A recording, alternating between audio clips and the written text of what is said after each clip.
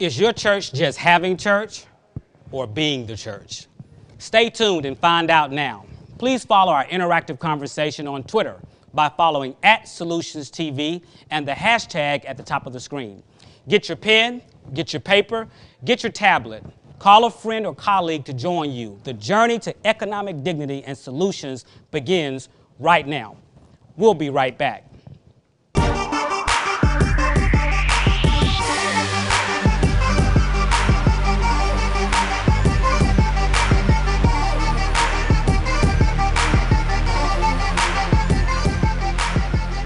Welcome to Solutions, the definitive source for vetted economic dignity, knowledge, and access.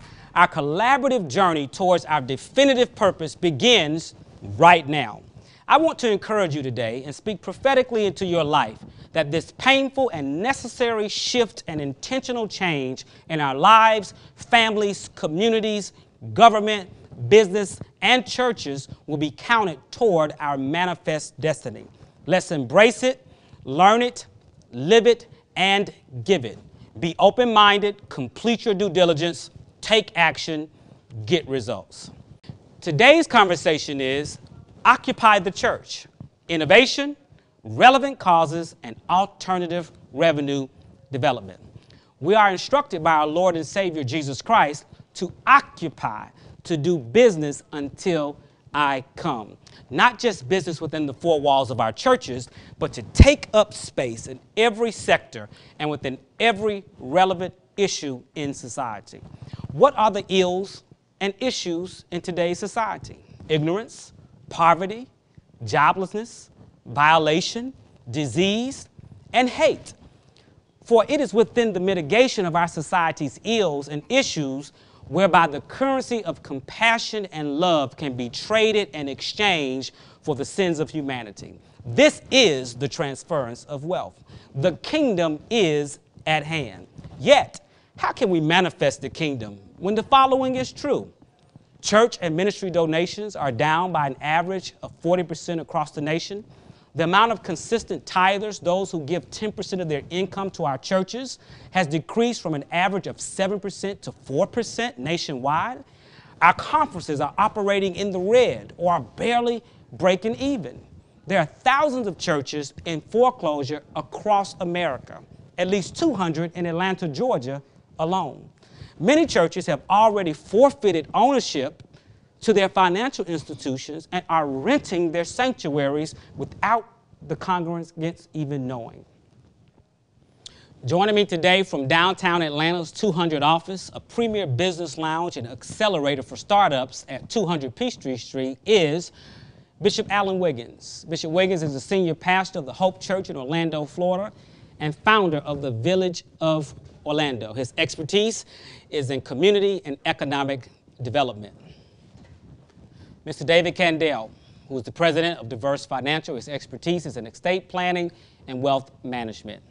Mr. Don Maxwell, he's the EVP of 24 Asset Management Corporation, expertise, real estate, ownership, capital raising, and investment. Mr. Maxwell played in the NFL and Canadian football leagues, has delivered more than 27,000 loans valued at $4.5 billion during his tenure at Fannie Mae, recently raised a $1.5 billion REO fund on Wall Street. Mr. Chris Fogg, the founder of Listen Up Audiobooks, a partner of Intellect Inspire. His expertise is audiobook production, content, and intellectual property monetization. Chris owned a successful music production company for 15 years. He produced a double platinum record for the artist Maxwell, won an Emmy in audio production for his documentary. Bishop Edward Houston Stevens, he's the regional bishop of the Full Gospel Baptist Church Fellowship International, senior pastor of Golden Gate Cathedral in Memphis, Tennessee, and founder of the Star Academy Charter School. His expertise is in leadership development, ministry building, organizational management, and business. Led a ministry valued at $125,000 to over $6.2 million today.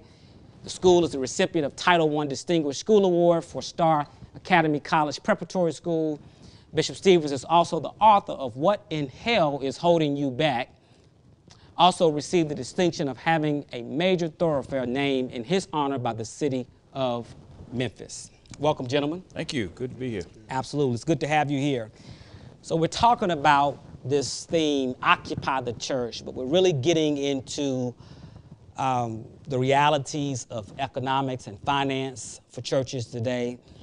But there's some creativity. Wherever there's an issue and need, God always brings creative thought and innovation and realities to that. And that's what this conversation is about today. So I'm just going to jump right in to the conversation. Bishop Wiggins, what can churches do to address homelessness and joblessness in underserved and blighted communities? Well, if you're going to really bring a solution to homelessness and joblessness, I believe the church has to do at least three things. Number one, it's got to start communicating. The church in the past has really only communicated around scheduling events with one another, but we haven't done a good job with understanding each other's passion, their area of expertise. So if you're going to move forth and really addressing those big topics, you got to first start with communicating with each other. Then after communicating, you got to start collaborating. You got to work together. We're not here to compete. We're here to complement. And one of the things that we're doing in Orlando, and I'm really excited about it, specifically as it relates to homelessness, one of the churches right up the street from our church has partnered with us. They have embraced the mandate to eradicate homelessness, while at the same time, our church has an emphasis on housing. So we have set aside several units to partner with the other church who has the resources to bring that homeless person and house them on our campus and have several programs so that they could experience a full turnaround. And then the third thing we must do is demonstrate. The Bible tells us to occupy till he comes, but it also, when God first, back in Genesis, he told Adam to take dominion. And so we as the church, we've got to start taking dominion. Every boarded up house, every foreclosed home or property, every blighted area, we've got to reinvest back into our communities so that now we can become a full vested partner of the community. And once we start taking that control back, now we can offer jobs, we can become the employer, we can allow the kingdom mindset to influence all of the other areas that must be in place if we want to see change happen. Powerful, powerful, powerful. Don, our blighted communities, these foreclosed homes, talk about how churches can look into that as an alternative revenue stream. Well, I think when you think about the blighted communities and you think about churches that's around those communities, and most major churches have blighted community right around the church. The issue is first of all, you need to understand, it's surprising that a lot of the churches don't know their membership and the capabilities of some of their own members of helping to establish some type of strategy to deal with those blighted communities. For instance, my church that I attend, my pastor didn't know that I have the capabilities of creating a nonprofit and taking those nonprofits and buying properties at 50 cents on the dollar, and then take part of the funds that's raised from that and donate it back to the church with their nonprofit, a way to raise funds.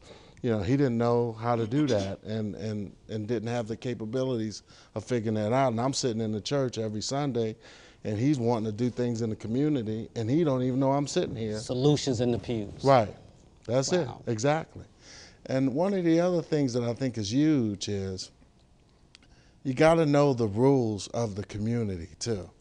And what I mean by that is, I'll give you an example.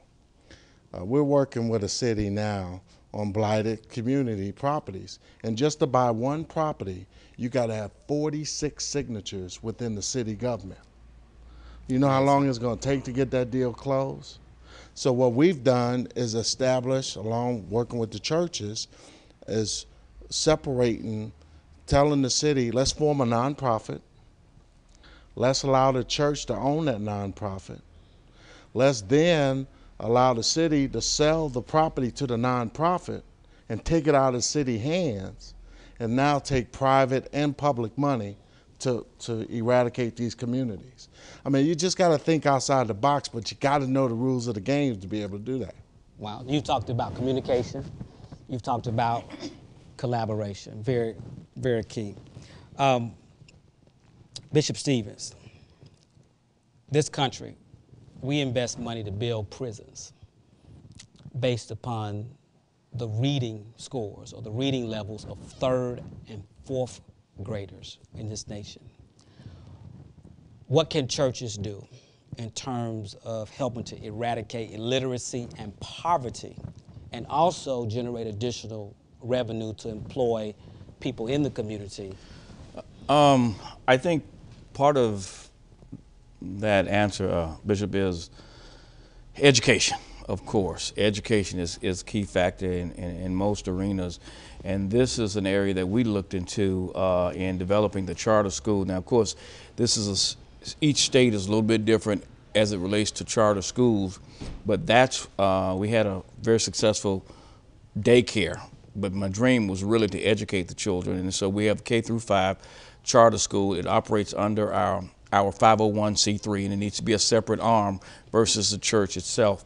And we're able to educate these children. Not only that, but we've had so much success that the church, the school has received a Title I flagship, if you will, for the children performed at 99 and 100 percentile on state proficiency exam in reading, writing, and the math skills, which is quite awesome. Particularly some of our children, they're inner city children, and they don't necessarily come from wealthy homes. And so we're very, very proud of our success. And of course, naturally, this breeds employment, because now you're able to hire, and it goes on and on. So education is a key factor, and that has been one of our areas that we sought to really develop and continue to grow. So we're K-5 now. We're looking now at doing 6th, 7th, and 8th grade. Very good, very good.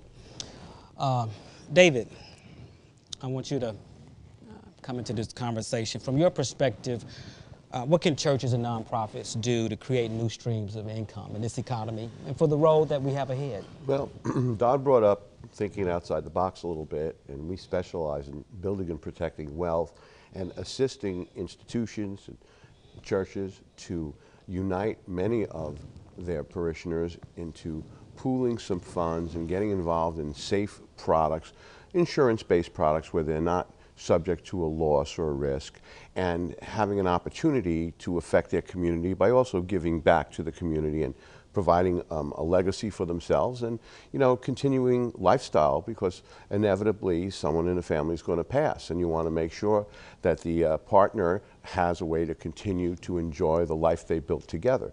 And many people don't think about that. They think about the moment. They're not putting away money. They're not saving, and if they invested funds in other vehicles after the crash we had in 2008, many folks don't have that money to invest anymore, and their 401s got hit. And people are not aware that you can actually change your retirement plans and change your 401s. Again, there are restrictions per state, and it depends on your age, but there are many creative solutions which will eliminate risk. And again, lack of education, folks don't know. They need to reach outside a little box to change, outside of the box to change their lives. So we specialize in doing that, and we can do it anywhere in the U.S., and we would really love to get the opportunity to help some of these people develop their funds and protect themselves.